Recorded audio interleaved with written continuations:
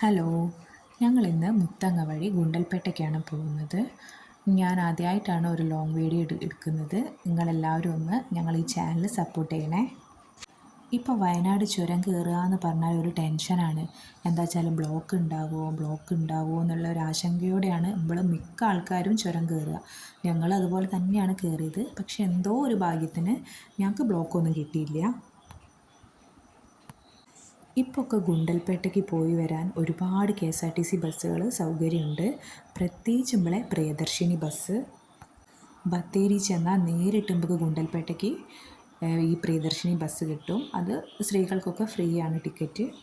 ഇപ്പോൾ രാവിലെ പോയാൽ ഒരു 6 മണി 7 മണിയൊക്കെ ആകുമ്പോഴത്തേക്ക് തന്നെ നമുക്ക് വീട്ടിലേക്ക് തിരിച്ചെത്താം. ആദ്യമൊക്കെ നമ്മൾ പോകുമ്പോൾ ഒന്നെങ്കിൽ വണ്ടി വിളിച്ച് പോകണോ, അല്ലെങ്കിൽ നമുക്ക് സ്വന്തം വണ്ടി ഉള്ളവർക്കേ പോകാൻ പറ്റുള്ളൂ. ഇപ്പം അതിൻ്റെ ഒന്നും ആവശ്യമില്ല. ഇപ്പോൾ പ്രിയദർശിനി ബസ് ഉള്ളതിനെ കൊണ്ട് സ്ത്രീകൾക്കൊക്കെ സുഖമായിട്ട് യാത്ര ചെയ്യാം.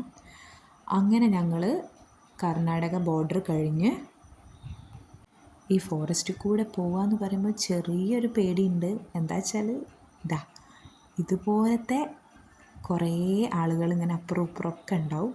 അപ്പം അത് നമുക്കൊരു പേടിയാണ്. എന്നാലും കുഴപ്പമില്ല. ഞങ്ങളിതാ ഫോറസ്റ്റൊക്കെ കഴിഞ്ഞ് ഗുണ്ടൽപേട്ട എത്തി.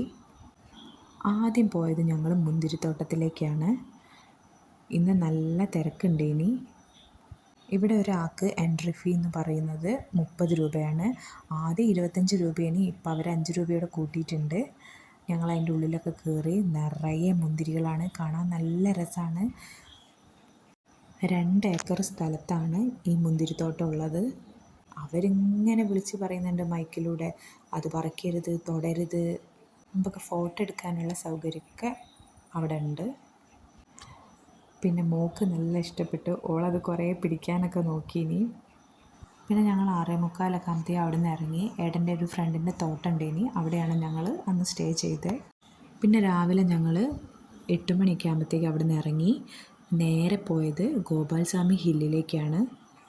ഇപ്പോൾ ഗുണ്ടൽപേട്ട പോയാൽ തന്നെ സ്റ്റാൻഡിൽ നിന്ന് നേരിട്ട് ബസ് ഇങ്ങോട്ട് കിട്ടും. ഇതാണ് ഗോപാൽസ്വാമി ഹില്ലിൻ്റെ എൻട്രൻസ്. ഇതുവഴിയാണ് നമ്മൾ അങ്ങോട്ട് കയറുക. അവിടേക്ക് എത്തുമ്പോൾ തന്നെ നമ്മളെ കാലാവസ്ഥ ഫുള്ള് മാറി. നല്ലൊരു അന്തരീക്ഷമാണ്. ഞങ്ങൾ പോയപ്പോൾ നല്ല വെയിലേനി. ഈ ഗോപാൽസ്വാമി ഹില്ലിലേക്കൊക്കെ വരുമ്പോൾ നമ്മൾ ശ്രദ്ധിക്കേണ്ടത് എന്താ വെച്ചാൽ നമ്മൾ നേരത്തെ വരാൻ നോക്കുക. എത്ര കണ്ട് നേരത്തെ എത്തണോ അത്ര കണ്ട് നമുക്ക് വരി ഉണ്ടാവില്ല. ഞങ്ങൾ ഒരു 8:45 ആയപ്പോൾ എത്തിയതിനെ കൊണ്ട് ഞങ്ങൾക്ക് വലിയ വരി കിട്ടിയിട്ടില്ല. എന്നാലും ഞങ്ങളൊരു 3/4 മണിക്കൂർ വരി നിൽക്കുന്നത്. അവിടെ ബസ് ചാർജ് ഒരാൾക്ക് 70 രൂപയാണ്. ടിക്കറ്റൊക്കെ എടുത്ത് ഞങ്ങൾ ബസ്സിൽ കയറി. രാവിലെ തന്നെ അതിനെക്കൊണ്ടാണ് തോന്നുന്നത് ബസ്സിൽ സീറ്റൊക്കെ കിട്ടി. നിൽക്കേണ്ടിയൊന്നും വന്നില്ല. 5-8 മാസം മുന്നേ ഞങ്ങൾ ഇവിടെ വന്നിനി. അപ്പം നല്ല തിരക്കേനി. ബസ്സിൽ ഞങ്ങൾക്ക് സീറ്റൊന്നും കിട്ടിയില്ല. അങ്ങോട്ടും ഇങ്ങോട്ടൊക്കെ ഞങ്ങൾ നിന്നിക്കേനി. പിന്നെ ഞങ്ങളിത് അവിടെ ഗോപാൽസ്വാമി ഹില്ലിൻ്റെ അടുത്തെത്താനായിട്ടുണ്ട്. നല്ല അന്തരീക്ഷമാണെന്ന്. ഏതായാലും നല്ല മഴയുള്ള സമയത്ത് വരണം അവിടെ. അപ്പോൾ ഇവിടെ നിറച്ചും കോട മൂടി നല്ല ഭംഗിയാണ് കാണാൻ. ഇന്നേതായാലും വലിയ തിരക്കൊന്നുമില്ല. ഞങ്ങളിതാ ബസ് ഇറങ്ങാൻ വേണ്ടി പോവുകയാണ്.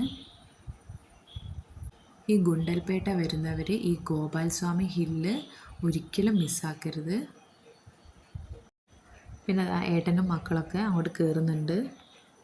മക്കളൊക്കെ മുകളിലെത്തിയപ്പോൾ നല്ല കാറ്റും കൊണ്ട് അവിടെ ഇരിക്കുകയാണ്. ഞങ്ങളിതാ വരി നിൽക്കുകയാണ്. അമ്പലത്തിലേക്ക് ഉള്ളിലേക്ക് കയറണമെങ്കിൽ നല്ല വരിയാണ്. ഇവിടെ ശ്രീകൃഷ്ണനാണ്. ഞങ്ങൾ കയറി തൊഴുത് ഇറങ്ങി. പിന്നെ ഞങ്ങൾ നേരെ പോയത് സൂര്യകാന്തി തോട്ടത്തിലേക്കാണ്. ഇവിടെ ഇപ്രാവശ്യം മഴ കുറവായതിനെക്കൊണ്ട് എത്രയോ സൂര്യകാന്തികൾ കുറവാണ്. മറ്റിങ്ങനെയൊന്നല്ല ഉണ്ടാവുക, നിറച്ചുണ്ടാവലുണ്ട്. പിന്നെ ഞങ്ങളിവിടെ ചെട്ടിക്കൊക്കെ വില ചോദിച്ച്. ഇവിടെ ഈ ചുവപ്പ് ചെട്ടിക്ക് കിലോന് 30 രൂപയുള്ളൂ. അതാണ് നമ്മളെ കോഴിക്കോടേക്ക് എത്തുമ്പോൾ 80, 90, 100 പല റേറ്റിലാണ് അവർ വാങ്ങുന്നത്. പിന്നെ മഞ്ഞച്ചട്ടിക്ക് വില ചോദിച്ചപ്പോൾ അതിന് 110 രൂപയാണ്. നമ്മളെ നാട്ടിലേക്ക് എത്തുമ്പോൾ എന്തായാലും ഇത് കൂടും. പിന്നെ ഞങ്ങൾ വല്ലാതെ വൈകുന്നേരം ആവാൻ നിന്നില്ല. ഒരു 4:30 ആകുമ്പോഴത്തേക്ക് ഇറങ്ങിയിട്ടുണ്ട്.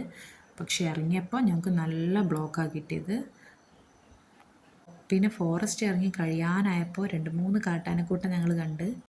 പിന്നെ ഞങ്ങൾ നേരെ വെച്ച് പിടിച്ച്. അപ്പോൾ വയനാട് ചുരത്തിൻ്റെ മുകളിലെത്തിയപ്പോൾ നല്ല കോടമഞ്ഞും കണ്ട്. അപ്പോൾ ഞങ്ങളെ വീഡിയോ എല്ലാവരും ഒന്ന് ലൈക്ക് ചെയ്ത് സബ്സ്ക്രൈബ് ചെയ്ത് സപ്പോർട്ട് ചെയ്യണേ.